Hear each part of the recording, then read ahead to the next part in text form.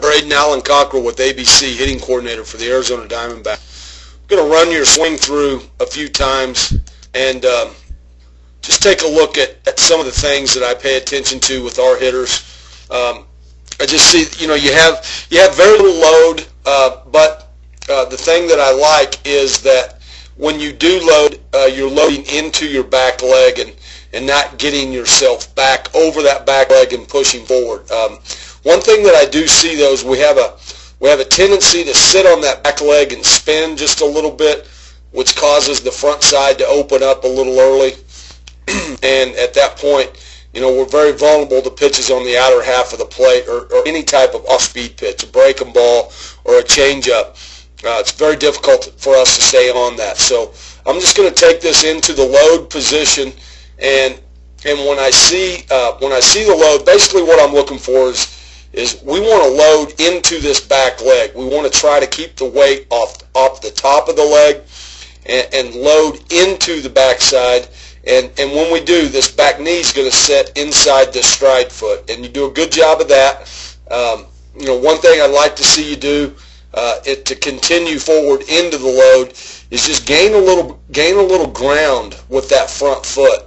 Try to get that stride just maybe a little bit longer to where we don't have the tendency to sit and start our swing with a spin, meaning the front hip coming out and the back knee working around the front side. And I'll show you what I mean. When the stride foot starts to land, there are positions that I look for with my guys. I want equal bend in both of these knees, okay?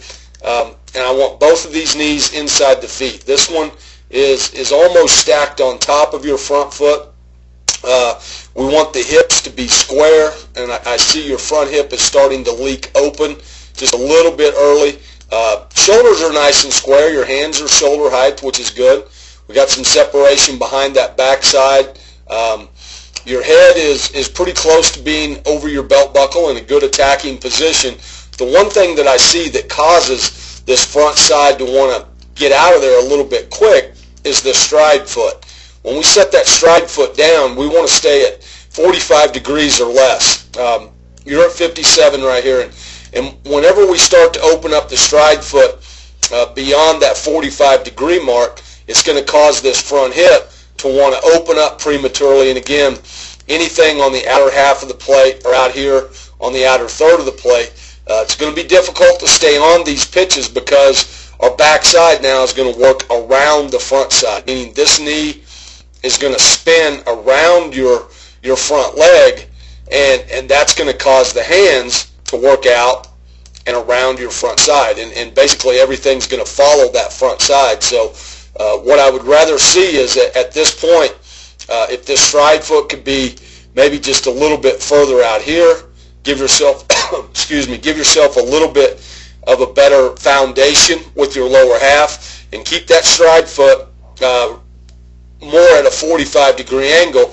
That'll keep those hips and that hip line, that'll keep it nice and square. We won't have this front hip starting to leak open quite as much. Then when we do, we get to that position, now I can drive this back knee and drive it to the inside part of that front leg where we had all the weight stored up inside on the back leg. We're now going to transfer that forward by just shifting that knee and driving that knee inside to the inner part of this stride leg, okay?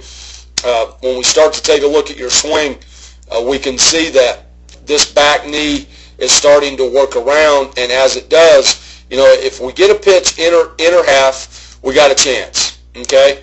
But anything that's out away from us, again, it's going to be very, very difficult to get through this ball and stay on that ball. So what I'd like to see you do, Braden, is we're going to get you down into the loaded position, okay? I'm going to have you just gain a little bit more ground with that stride foot. We're going to have it at a 45. Now, both of our knees are going to have good equal bend in them, and those knees will be sitting inside the feet. That'll square up our hips, okay? And now what we're going to do is we're going to set a tee out here on the outer third of the plate. Set it just off my stride foot, maybe slightly inside my stride foot, and we're going to work on getting into a squared up position to where now I can transfer and drive weight into the front side, and when I do, this elbow will drop underneath. Then my hands, my elbow, and my back hip will all be in alignment, and really from that point you can work to the inside pitch, the pitch middle, and the pitch away with the same amount of bat speed. As it is right now, the ball that we hit on the outer third of the plate here, it's going to be more really of a glancing blow. We'll get the barrel there, and then our barrel will come across and work across that front side of the body and be in and out of the zone very quickly. So will be difficult to handle pitches away that are hittable pitches that are thigh high, and breaking balls and changeups that are left up in the zone that we should hammer. A lot of the really good hitters that I've worked with, their daily routine and their work in the cage prior to batting practice is done off a tee.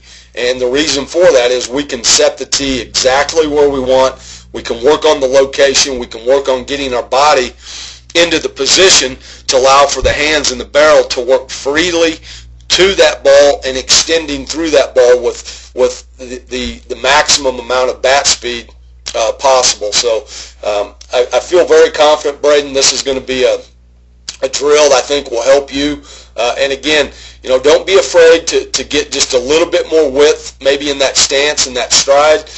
And when we do, we're gonna make sure the stride foot is sitting at a 45-degree angle right here. We don't want that stride foot opening up. That's going to cause that front hip to open up, and now we're going to have trouble staying through. Probably 60 to 80% of the pitches that we're going to see are going to be on that outer half of the plate, particularly as we get a little bit older. So this is a drill that'll help you, bud, and I want to wish you luck with it. I think you can do it. Your balance is good. You look like you have good hand-eye. We can just get that lower half in a little better position to cover the outer portion of the plate, the outer half of the plate, with some more effectiveness, and I think it'll just make you a better hitter. All right? Hey, thanks for coming to our camp, and best of luck.